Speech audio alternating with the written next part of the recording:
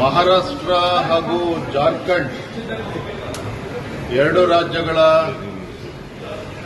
ಮತದಾನ ಮುಗಿದಿದೆ. ನಾಡಿದ್ದು 23ನೇ ತಾರೀಕು ಮತ ಎಣಿಕೆ. ಅದೇ ರೀತಿ ಕರ್ನಾಟಕ ರಾಜ್ಯದಲ್ಲಿ ನಡೆದಂಥ 3 ವಿಧಾನಸಭಾ ಕ್ಷೇತ್ರದ ಉಪಚುನಾವಣೆ ಫಲಿತಾಂಶನೂ ಕೂಡ ಇದೆ. ಈಗಾಗಲೇ ಎಕ್ಸಿಟ್ ಪೋಲ್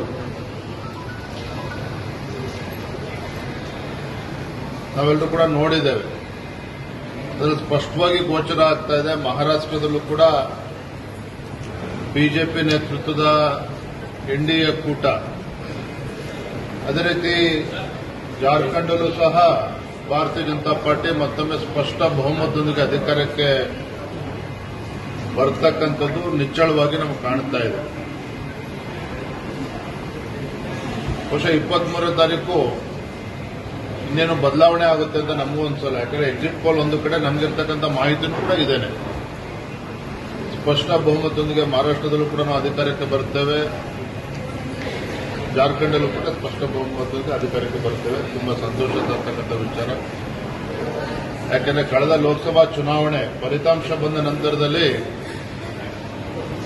ಬಿಜೆಪಿ ನೇತೃತ್ವ ಎನ್ಡಿಎ ಕೂಟ ಸ್ಪಷ್ಟ ಬಹುಮತ ಬಂದಿದ್ರೂ ಸಹ ಕಾಂಗ್ರೆಸ್ ಪಕ್ಷದ ಐಎನ್ಡಿಎ ಕೂಟದ ಆರ್ಭಟ ನೋಡಿದ್ರೆ ಚುನಾವಣೆ ನಾವು ಗೆದ್ವೋ ಅವ್ರು ಗೆದ್ವೋ, ಮೋದಿಯವ್ರು ಮತ್ತೆ ಪ್ರಧಾನಮಂತ್ರಿ ಆಗಿದ್ದಾರೋ ಅವ್ರು ಆಗ್ತಾರೋ ಅನ್ನೋ ಅನುಮಾನ ಮೂಡಿಸ್ತಕ್ಕಂಥ ರೀತಿಯಲ್ಲಿ ಇತ್ತು. ಆ ರೀತಿ ಆರ್ಭಟ ಕಾಂಗ್ರೆಸ್ ಪಕ್ಷದಿತ್ತು. ಆದರೆ ಹರಿಯಾಣ ಚುನಾವಣೆ ಫಲಿತಾಂಶ ಬಂದ ನಂತರದಲ್ಲಿ ಕಾಂಗ್ರೆಸ್ ಆರ್ಭಟ ಕಡಿಮೆ ಆಗಿದೆ. ಮಹಾರಾಷ್ಟ್ರ ಜಾರ್ಖಂಡ್ ಬಂದ ಮೇಲಂತೂ ಸಂಪೂರ್ಣ ನೆಲಕ್ಕೆತ್ತಾರೆ ಕಾಂಗ್ರೆಸ್. ಇನ್ನು ಕರ್ನಾಟಕ 3 ಕ್ಷೇತ್ರದ ಉಪಚುನಾವಣೆ ನನಗೆ ಸಂಪೂರ್ಣವಾಗಿ ವಿಶ್ವಾಸ ಇದೆ. ನಮ್ಮ ಕಾರ್ಯಕರ್ತರು ಸಂಪೂರ್ಣವಾಗಿ ಶ್ರಮವನ್ನು ಹಾಕಿದ್ದಾರೆ. ಬಿಜೆಪಿ ಮತ್ತು ಜೆಡಿಎಸ್ ಪಕ್ಷ ಒಟ್ಟಾಗಿ ನಾವು ಹೋರಾಟವನ್ನು ನಡೆಸಿದ್ದೇವೆ 3 ಕ್ಷೇತ್ರಗಳಲ್ಲಿ. 3 ಕ್ಷೇತ್ರದಲ್ಲೂ ಕೂಡ ಚನ್ನಪಟ್ಟಣದಲ್ಲಿ ಜೆಡಿಎಸ್, ಶಿಗ್ಗಾವಿ ಹಾಗೂ ಸಂಡೂರಿನಲ್ಲಿ ಭಾರತೀಯ ಜನತಾ ಪಾರ್ಟಿ ಗೆಲ್ತದೆ. ಬಿಜೆಪಿ ಮತ್ತು ಆರ್ಎಸ್ಎಸ್ ಪಕ್ಷಕಾರಿ ಹಾವುಗಳನ್ನು ನಿನ್ನೆ ಅದಕ್ಕೆ ನಾನು ಟ್ವೀಟ್ ಮೂಲಕ ಉತ್ತರವನ್ನು ನೀಡಿದ್ದೇನೆ. ಕೇಂದ್ರದಲ್ಲಿ ಅಧಿಕಾರಕ್ಕೆ ಬರ್ತೇವೆ ಅಂತೇಳಿ ಭ್ರಮಣಲ್ಲಿದ್ದಂಥ ಐಎನ್ಡಿಎ ಕೂಟ ಹಾಗೂ ಕಾಂಗ್ರೆಸ್ ಪಕ್ಷ ಹರಿಯಾಣದ ಚುನಾವಣೆ ಫಲಿತಾಂಶ ನಂತರದಲ್ಲಿ ಆಘಾತಕ್ಕೀಡಾಗಿದ್ದಾರೆ. ಹಾಗಾಗಿ ಈ ರೀತಿ ಮನಬಂದಂತೆ ಮಾತನಾಡ್ತಾ ಇದ್ದಾರೆ. ನರೇಂದ್ರ ಮೋದಿಜಿಯವರ ನಾಯಕತ್ವ ದಿಟ್ಟವಾಗಿ ಭಾರತೀಯ ಜನತಾ ಪಾರ್ಟಿ ಮುನ್ನಡೆ ಹೋಗ್ತಾ ಇರ್ತಕ್ಕಂಥದ್ದು, ಮತ್ತೊಂದು ಕಡೆ ಸಂಘ ಪರಿವಾರದ ಬಗ್ಗೆ ಈ ರೀತಿ ಅವಹೇಳನಕಾರವಾಗಿ ಮಾತನಾಡ್ತಕ್ಕಂಥದ್ದು ಮಲ್ಲಿಕಾರ್ಜುನ್ ಖರ್ಗೆ ಅಂತ ಶೋಭೆ ತರ್ತಕ್ಕಂಥದ್ದಲ್ಲ. ಇನ್ಮೇಲಾದ್ರೂ ಎಚ್ಚರಿಕೆಯಿಂದ ಅವ್ರು ಮಾತನಾಡಬೇಕು.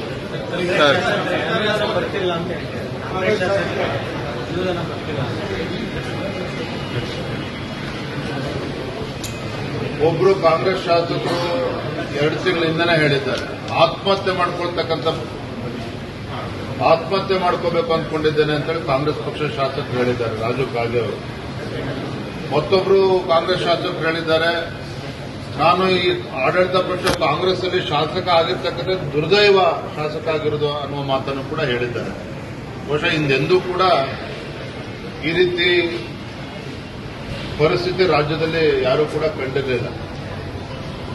ಎಲ್ಲ ಒಂದು ಕಡೆ ಸಿದ್ದರಾಮಯ್ಯನವರು 15 ಬಜೆಟ್ಗಳನ್ನು ಮಂಡನೆ ಮಾಡಿದ್ದೇನೆ ಅಂತೇಳಿ ತಮ್ಮ ಬೆನ್ನನ್ನು ತಾವು ತಟ್ಕೊಳ್ತಕ್ಕಂಥ ಸಿದ್ದರಾಮಯ್ಯನವರು ಎಲ್ಲ ಒಂದು ಕಡೆ ಗ್ಯಾರಂಟಿಗಳ ಅನುಷ್ಠಾನದಲ್ಲೂ ಕೂಡ ವಿಫಲರಾಗಿದ್ದಾರೆ. ಗ್ಯಾರಂಟಿಗಳನ್ನು ಅನುಷ್ಠಾನ ಮಾಡೋದಕ್ಕೆ ಹಣವನ್ನು ಕೂಡ ಕ್ರೋಢೀಕರಿಸೋದಕ್ಕೂ ಸಾಧ್ಯ ಆಗ್ತಾ ಇಲ್ಲ ರಾಜ್ಯ ಸರ್ಕಾರಕ್ಕೆ. ಹಾಗಾಗಿ ಆಡಳಿತ ಪಕ್ಷದ ಶಾಸಕರು ಹತಾಶರಾಗಿದ್ದಾರೆ.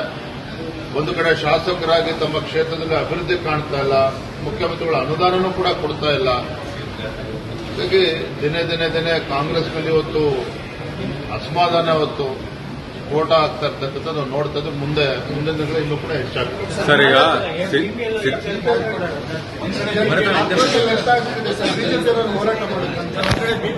ಈಗಾಗಲೇ ನಾವೆಲ್ಲ ಪಕ್ಷದ ವರಿಷ್ಠರು, ಪಕ್ಷದ ಮುಖಂಡರೆಲ್ಲ ಚರ್ಚೆ ಮಾಡ್ತಾ ಇದ್ದೇವೆ. ನಮ್ಮ ಕರ್ತವ್ಯ ವಕ್ಫ್ ವಿಚಾರದಲ್ಲಿ ಯಾವ ರೀತಿ ಇವತ್ತು ರೈತರಿಗೆ ಇವತ್ತು ಬೀದಿ ತರ್ತಕ್ಕಂಥ ಕೆಲಸ ಇವತ್ತು ಸಿದ್ದರಾಮಯ್ಯ ನೇತೃತ್ವ ಕಾಂಗ್ರೆಸ್ ಸರ್ಕಾರ ಮಾಡ್ತಾ ಇದೆ. ಮತ್ತೊಂದು ಕಡೆ ಗ್ಯಾರಂಟಿಗಳಿಗೆ ಹಣ ಇಲ್ಲದೇನೆ ಇವತ್ತು ಬಡವರಿಗೆ ಬರೆ ಎಳಿತಕ್ಕಂಥ ಕೆಲಸ ಇವತ್ತು ಕಾಂಗ್ರೆಸ್ ಸರ್ಕಾರ ಏನ್ ಮಾಡ್ತಾ ಇದೆ. ನಿಶ್ಚಿತವಾಗಿ ಭಾರತೀಯ ಜನತಾ ಪಾರ್ಟಿ ಯಾವತ್ತೂ ಕೂಡ ನಾವು ರೈತರ ಪರವಾಗೂ ಕೂಡ ಇದ್ದೇವೆ, ಬಡವರ ಪರವಾಗೂ ಕೂಡ ಇದ್ದೇವೆ. ಹಾಗಾಗಿ ಈ ರೀತಿ ಹುಚ್ಚುತನ ಮಾಡೋದಕ್ಕೆ ನಾವು ಅವಕಾಶವನ್ನು ಕೊಡೋದಿಲ್ಲ. ಇವರು ಅರ್ಹರಿಗೆ ಕೊಡ್ತೇವೆ ಅಂತ ಹೇಳಿ ಇವತ್ತು ಅರ್ಹರಿದ್ರು ಕೂಡ ಅದನ್ನು ಕೂಡ ಕ್ಯಾನ್ಸಲ್ ಮಾಡ್ತಾ ಇರ್ತಕ್ಕಂಥದ್ದು.